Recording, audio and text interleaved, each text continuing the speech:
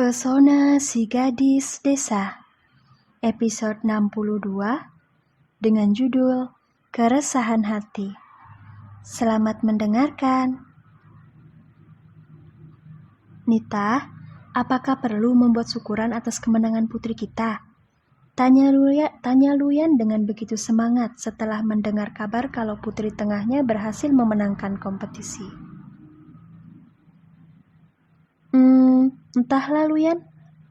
Kalau tidak salah, waktu itu Luri pernah bilang ada 2 kompetisi yang harus dia lewati. Karena sekarang berhasil menang, itu artinya masih ada 1 kompetisi lagi yang akan menentukan apakah dia mendapatkan beasiswa itu atau malah Galang dan 1 temannya lagi yang akan kuliah gratis di luar negeri. Jadi aku rasa sebaiknya kita tunggu kompetisi minggu depan saja baru membuat syukuran. Tapi untuk merayakan kabar baik ini, nanti malam aku dan para pelayan akan memasak sesuatu yang istimewa untuk kita semua. Jawab Nita menanggapi pertanyaan suaminya dengan bijak. Jangan lupa minta Lucy dan Glenn untuk datang kemari. Anak itu benar sangat sibuk setelah masuk kuliah. Sepertinya dia lupa kalau kita tinggal di kota yang sama dengannya. Nita hanya tertawa saja mendengar keluhan suaminya. Memang benar sih kalau putri sulung mereka sedikit jarang berkumpul semenjak masuk ke universitas. Namun Nita berusaha untuk memahami karena selain menjadi seorang mahasiswa, Lucy telah memiliki rumah tangga sendiri yang harus dipikirkan. Ditambah lagi menantunya adalah seorang pembisnis. Sudah pasti pasangan pengantin baru itu cukup kelelahan dengan aktivitas masing-masing. Hanya ketika hari libur saja Glenn dan Lucy baru datang berkunjung, dan itu pun tidak lama. Tapi ya sudahlah, Nita tak ingin mengambil pusing masalah tersebut. Oh iya Nita, setelah malam itu kita bicara mengenai Vedo, apa kau pernah melihat Luri berhubungan lagi dengannya? Sebenarnya aku merasa tidak tega saat Luri memberitahu kita kalau dia menyukai Vedo. Tapi mau bagaimana lagi? Takdir mereka terasa begitu sulit untuk sekedar dibayangkan. Vedo terlalu mencolok jika harus menjalin hubungan dengan putri kita. Ibarat kata, semua lensa kamera akan langsung bergerak menyorotnya begitu dia melangkah. Aku takut Luri akan menjadi bahan bulian di negara ini, ucap Luyan seraya mendesah panjang. Sebagai orang tua, Luyan tentu saja ingin yang terbaik untuk semua putri-putrinya. Mungkin jika untuk Lucy, Luyan bisa sedikit menerima karena latar belakang Glenn tidak semencolok keluarga Eiji. Akan tetapi untuk Luri, sungguh, Luyan benar-benar dibuat bimbang. Suara hatinya mengatakan agar tidak mencampuri urusan pribadi putrinya itu. Namun naluri seorang ayah yang tidak rela melihat putrinya terluka mengatakan untuk membatasi kedekatan mereka. Luyan sangat takut putrinya akan menjadi bahan olok-olokan. Dia tidak mau putrinya mengalami tekanan mental. Untuk masalah ini aku tidak tahu harus bersikap seperti apa, Luyan. Putri kita bukan lagi anak-anak yang bisa selalu kita atur. Dia memiliki privasi, keinginan, tujuan, dan juga kebahagiaan sendiri. Termasuk juga dalam masalah percintaan. Di sini aku bukan menyalahkanmu karena berpikiran seperti itu. Wajar, karena kau adalah ayahnya. Akan tetapi melihat cara Luri menyikapi kekhawatiran kita, aku rasa kau dan aku sedikit berlebihan. Sepertinya kita perlu memberinya kebebasan untuk berinteraksi dengan Vedo, sahut Nita seraya menarik nafas dalam. Saat Luyan dan Nita tengah diam merenung, tanpa diduga-duga Lucy datang berkunjung. Lucy yang melihat kedua orang tuanya melamun pun segera datang menghampiri. Dia khawatir telah terjadi hal buruk di rumah ini. Ayah, Ibu, ada apa? Kenapa wajah kalian terlihat murung? Tanya Lucy sambil meletakkan buah-buahan di atas meja. Oh, kau datang sayang? Sahut Nita kaget melihat kemunculan putri sulungnya. Mana Glenn? Aku datang sendirian, Bu. Hari ini aku pulang cepat. Jadi aku memutuskan untuk mampir ke sini dulu sebelum pulang ke apartemen, jawab Lucy. Bu, apa ada sesuatu yang terjadi? Wajah kalian terlihat sedikit aneh. Ada apa? Dicecar seperti itu oleh putri sulungnya membuat Nita kembali menarik nafas panjang. Dia lalu menatap ke arah suaminya sebelum menjawab. Adikmu, Lucy. Dia menyukai Vedo, anaknya Nyonya Abigail dan Tuan Mateo. Keadaan ini membuat ayah dan ibu merasa dilema. Kami bingung harus bagaimana. Lucy mengerutkan kening setelah mendengar ucapan sang ibu. Dia sendiri sudah bisa menebak kalau Vedo memiliki perasaan lebih pada adiknya.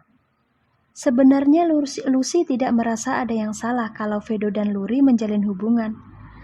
Akan tetapi dia jadi merasa aneh setelah melihat reaksi tak nyaman di wajah kedua orang tuanya. Bu, sebentar lagi Luri akan lulus sekolah. Itu artinya dia sudah cukup besar untuk bisa memilah dan memilih mana yang terbaik untuk kebahagiaannya. Jadi aku rasa tidak masalah kalau dia ingin membuka hati untuk menerima laki-laki. Aku tahu kalian pasti mengkhawatirkan kondisi mental Luri jika sampai menjalin hubungan dengan pewaris keluarga Eiji itu, bukan? Kau benar, Lucy. Hal inilah yang membuat ayah merasa sangat khawatir tentang perasaan adikmu. Kita ini adalah keluarga kecil yang tidak memiliki harta apapun selain cinta dan kasih sayang. Apa yang akan orang lain katakan jika nama adikmu sampai terekspos ke media? Keluarga Eiji memiliki pengaruh yang sangat besar di Jepang.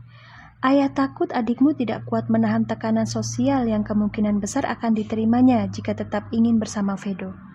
Jawab Luyan meluapkan keluh kesah yang ada. Ayah, aku sangat memahami bagaimana perasaan ayah sekarang. Akan tetapi akan sangat tidak adil bagi Luri jika ayah sampai melarang mereka untuk menjalin hubungan.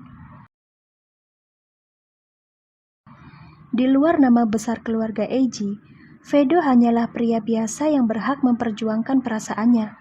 Begitu juga dengan Luri. Aku yakin Luri pasti sudah memikirkan segala konsekuensi yang akan dia terima jika memang benar memutuskan untuk tetap bersama Vedo. Ayah jangan khawatir. Adikku adalah gadis-gadis yang sangat hebat. Aku yakin mereka tidak akan semudah itu kalah dalam penindasan. Kalaupun benar Luri akan dipojokkan oleh media, memangnya ayah dan ibu lupa kalau dia masih memiliki Nania di belakangnya. Ingat ayah, mulut Nania itu seperti bom waktu yang siap meledakkan mulut orang-orang yang suka merendahkan kita. Dia pasti akan membela kakaknya mati-matian meski dia sendiri tidak terlalu menyukai keberadaan Vedo. Ucap Lucy mencoba menenangkan kekhawatiran di diri orang tuanya. Luyan dan Nita saling memandang saat Lucy mengingatkan seperti apa watak putri bungsu mereka. Benar, hampir saja mereka lupa kalau di rumah ini ada Nania yang selalu siap pasang badan untuk membela keluarga. Ayah, ibu, kalian jangan khawatir. Biarkan Luri mencari kebahagiaannya sendiri. Yang perlu kita lakukan hanyalah memberinya banyak dukungan dan juga nasihat agar dia tidak salah melangkah. Anak-anak di zaman sekarang tidak bisa kita kasari, ayah. Karena mereka pasti akan berontak dan melakukan sesuatu yang tidak seharusnya. Lebih baik kita memposisikan diri sebagai teman yang bisa menjadi sandaran ketika Luri membutuhkan tempat bicara. Begini pasti akan jauh lebih baik untuk kita semua. Kau dengar itu, Luyan? Luri adalah putri kita, jadi jangan membatasi kebahagiaannya lagi. Biarkan saja waktu yang menjawab apakah dia akan tetap bersama Vedo atau tidak. Lagi pula mereka berdua kan baru mulai dekat, belum memutuskan untuk lanjut ke jenjang yang lebih serius. Jadi aku rasa ucapan Lucy adalah yang paling tepat. Benar tidak? Setelah merenungkan kata-kata putri sulungnya, Luyan akhirnya mengambil keputusan untuk berdamai dengan kekhawatirannya itu. Dia lalu mengusap puncak kepala Lucy yang selalu saja menjadi obat penenang ketika ada masalah. Luyan benar-benar merasa sangat terberkati karena memiliki 3 orang putri yang tak pernah membuatnya kecewa. Tapi untuk Nania, gadis itu adalah satu pengecualian. Lucy, malam ini bisa tidak kau dan Glenn makan malam bersama kami? Luri berhasil memenangkan kompetisi hari ini. Jadi ibu ingin membuat perayaan kecil-kecilan agar adikmu itu semakin semangat dalam belajar. Ucap Nita yang teringat dengan rencananya. Oh, benarkah? Wah, Luri benar-benar sangat membanggakan ya, Bu. Glenn pasti akan sangat senang jika mendengar kabar ini. Ya Tuhan, Bu, aku bahagia sekali mendengarnya, sahut Lucy antusias. Iya sayang, ayah dan ibu juga sangat bahagia saat Luri menelpon kalau dia berhasil masuk ke 3 besar. Dia bahkan meraih nilai tertinggi dari keempat orang temannya. Lucy dan kedua orang tuanya larut dalam euforia kebahagiaan yang didapat oleh Luri, melupakan percakapan yang sempat membuat benak ketiganya khawatir. Mungkin memang benar apa yang dikatakan oleh Lucy kalau keluarga adalah tempat ternyaman untuk berbagi cerita. Dan hal inilah yang akan dilakukan oleh Luyan dan Nita dalam menyikapi masalah percintaan beda kasta yang tengah dirasakan oleh putri kedua di keluarga mereka.